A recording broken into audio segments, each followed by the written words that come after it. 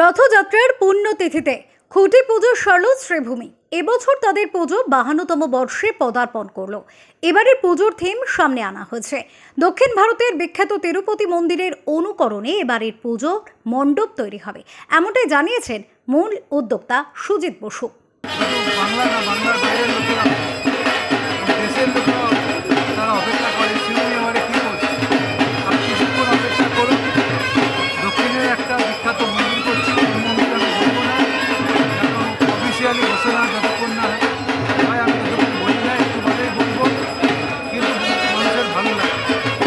খুঁটি পুজোয় উপস্থিত ছিলেন বরানগরের বিধায়িকা সায়ন্তিকা বন্দ্যোপাধ্যায়। রাজ্যপালের জন্য মায়ের কাছে প্রার্থনা করেছেন সায়ন্তিকা। শুভ দিনে আজকে জগন্নাথদেবও বেরোচ্ছেন তার রথে। তোমাকে নিয়ে রাজ্যপাল টুইট করেছেন তোমাদের যে শপথ গ্রহণ অনুষ্ঠান, কি বলবে বিষয়?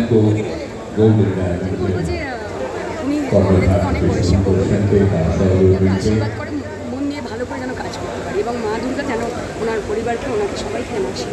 খুঁটি পুজোয় বরানগরের বিধায়ক সায়ন্তিকা বন্দ্যোপাধ্যায় ছাড়াও উপস্থিত ছিলেন দমদমের সাংসদ সৌগত রায়, তারাপীঠের মহারাজ মুরাল ভাই, বিশিষ্ট গায়ক শ্রীকুমার চট্টোপাধ্যায়, এছাড়াও দক্ষিণ দমদম পৌরসভা এবং বিধাননগর পৌর নিগমের পৌরপিতা পৌরমাতাগণ। বিধাননগর থেকে মানুষ চৌধুরীর রিপোর্ট, ওঙ্কার বাংলা।